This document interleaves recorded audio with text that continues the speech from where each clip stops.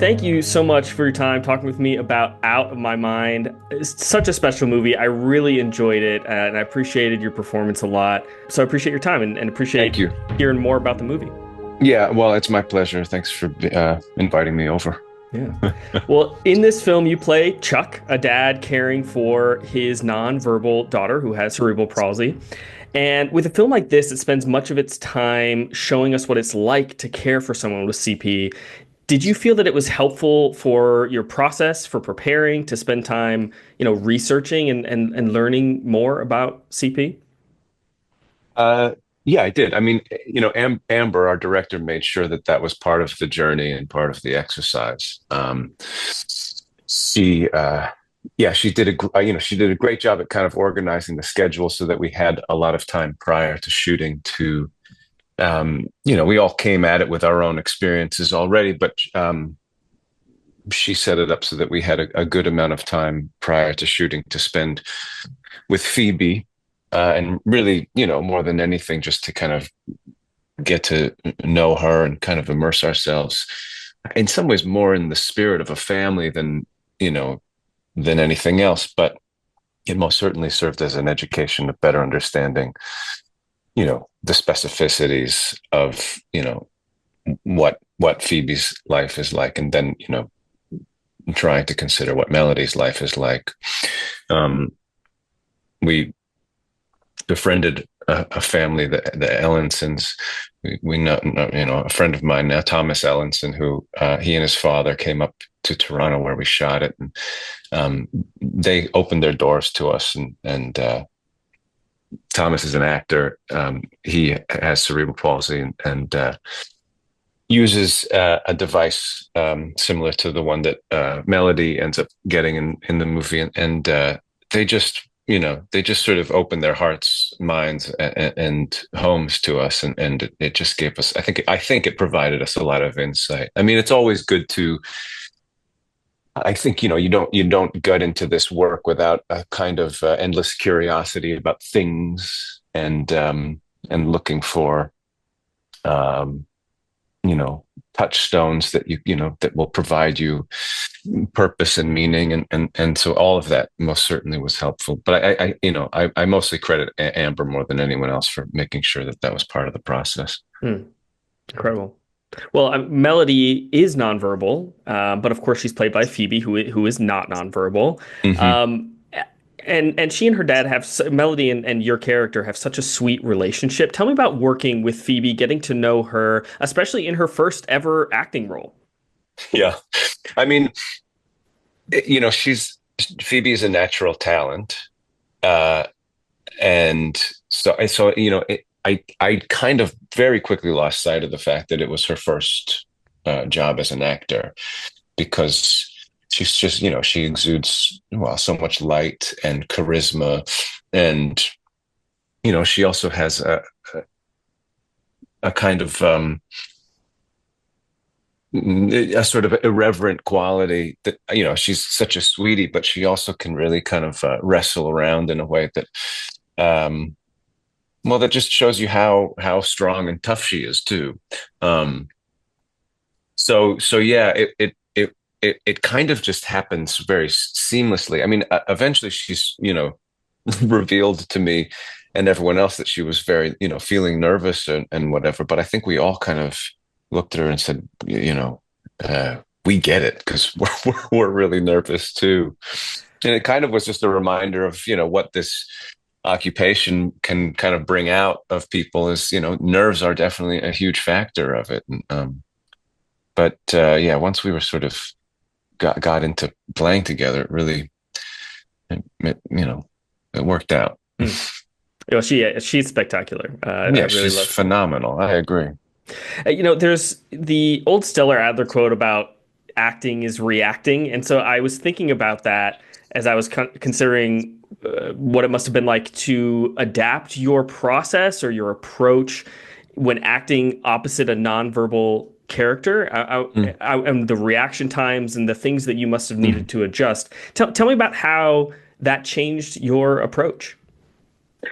That's, that was part of getting to know Thomas a bit and sitting with him while he would use his device to communicate and learning about really about just, how much we put onto time and our expectation of when a person is going to respond and how we expect answers to come out of people, it's an incredible thing to sit with somebody and ask them a question and have them, you know, work it out themselves and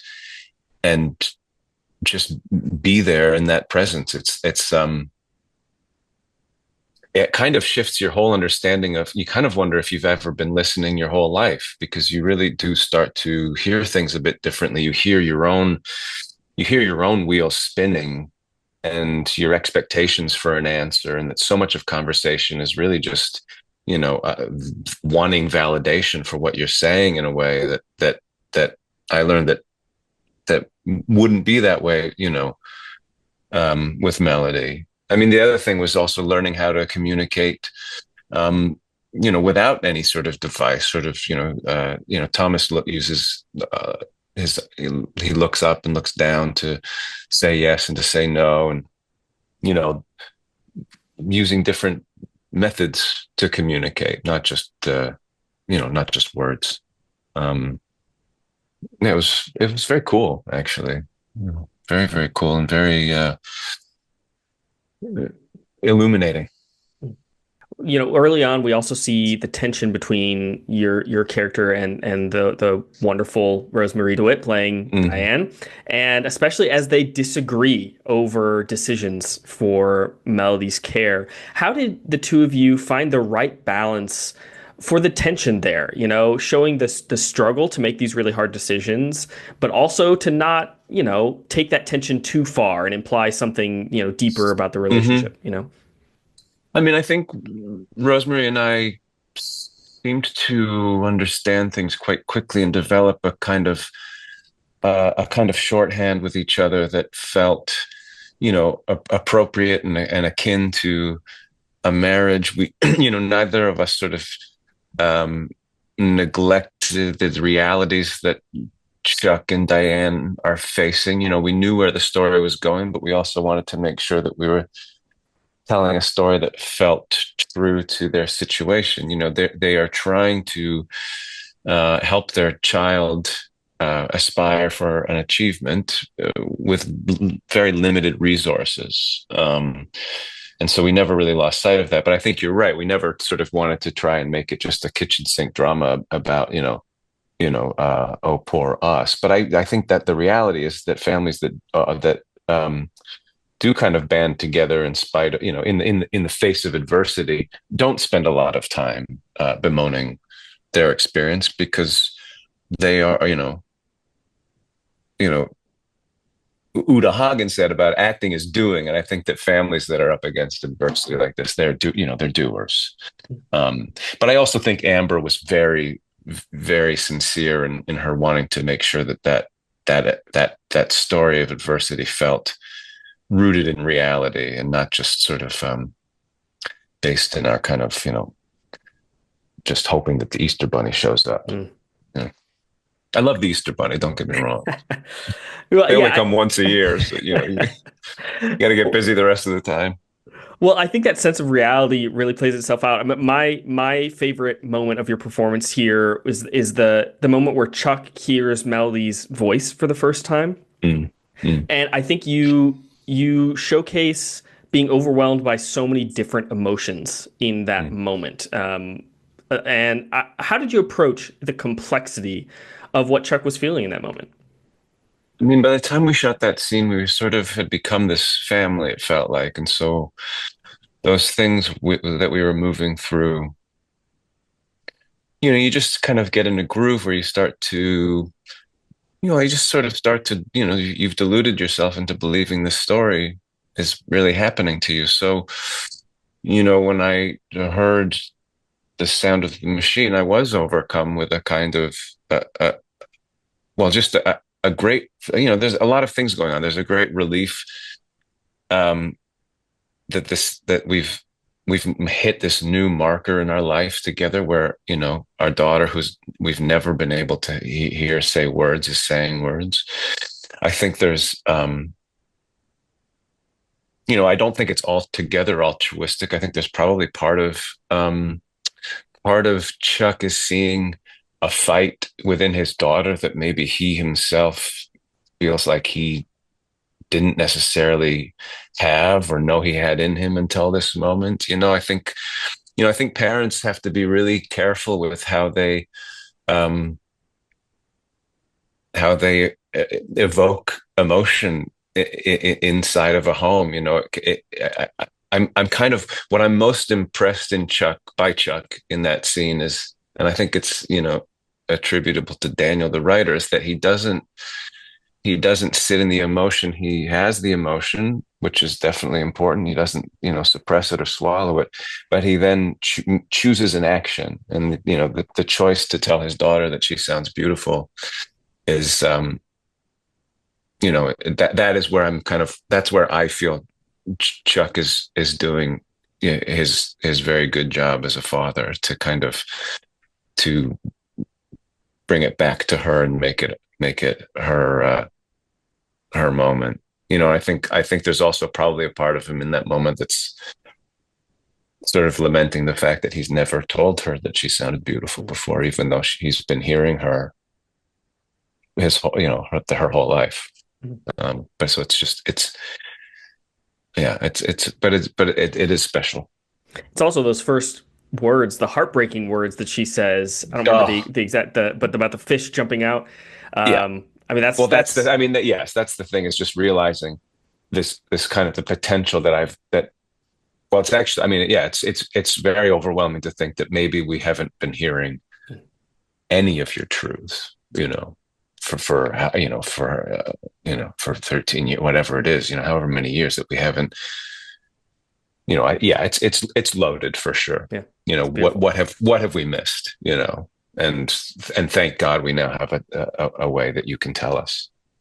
Yeah. Well, this is your second film with Amber as Yeah. director. How different was the experience of being directed by Amber when playing Ted Bundy in No Man of God than being directed playing just a charming, kind father Right. in Out of My Mind?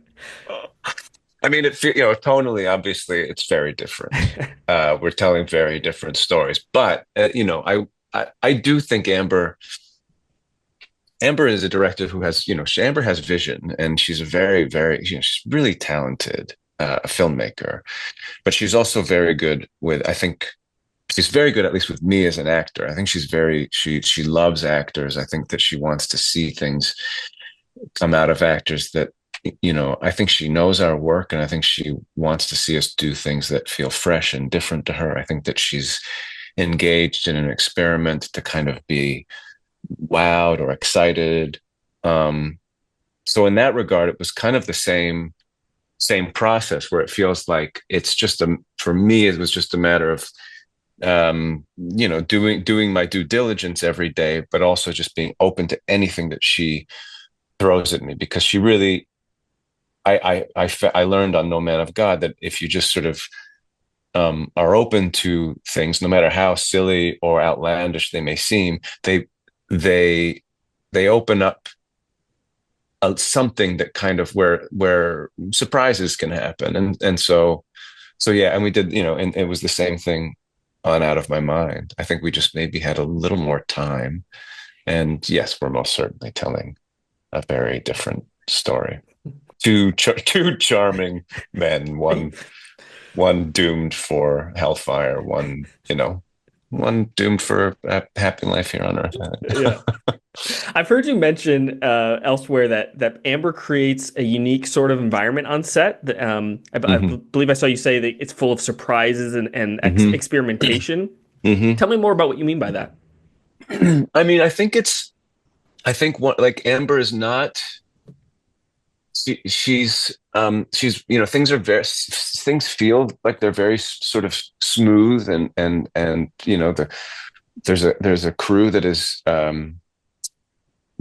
is enthusiastic to be there and is working, as hard as they always do. Um, the days aren't always, the days are planned out in so much as we know what the scene is, but sometimes that can just veer. You can see her kind of getting a curiosity about something, and then suddenly the camera may be on some water looking through something, and she's asking you to do something, this huge, fight that's she's really engaged in what the fight is about and making sure that every beat of it feels authentic. And then you find out that um it was actually just a close up of like a Christmas card, and you're just like a blur in the background.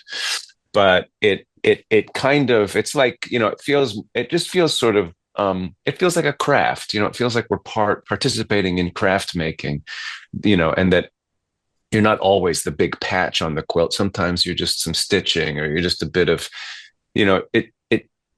it's like any of this work, when it feels worthy and good, that you're part of something bigger than just your occupation, that everybody who is present on the set is doing something that's kind of, building something, um, in a new medium that, we obviously couldn't do by ourselves. We require each other to make film, and it's worthy of that sort of commitment and experimentation, because it brings new things to the fore. Hmm. Well, it certainly worked in Out of My Mind. I can't wait for more people to continue to discover this movie because it's really special. Yeah, me too. And you're staying busy. You've also got Etoile, which premieres next week. Yes, indeed. Very excited to see you back in an Amy Sherman Palladino project. What can you tell Yeah, us? What are you thanks. excited for people to see about this with this show? We had our premiere 2 nights ago, over at MoMA, and it was great to be in back with the family, back with the all of our dancers and our crew and our cast, and oh, it just felt great to watch. I'm excited for that spirit to go out into the world. The show is very, sort of feels to me very fresh and new and different, and provides a kind of a story of, Amy and Dan are very good at writing people that are a little contentious, and have a good, honest fight in them, and and also bring a lot of joy to their worlds. I think that this has that. I think it serves as, as a reminder of, obviously the show's about ballet. It serves as a reminder of like why we go out into the world with strangers and want to see stories and watch, bodies whip themselves around on a stage. And yeah, I'm very excited for people to see it. We worked really hard on it, and it's a bold and exciting endeavor. So That's awesome. Well, I can't wait to see it, and hey, maybe we can talk more about that project in a little while. yeah, you let me know, Daniel. I'll be there. I appreciate it, Luke. Thanks for your All time. right. Yeah, you too. Have a good one. You as well.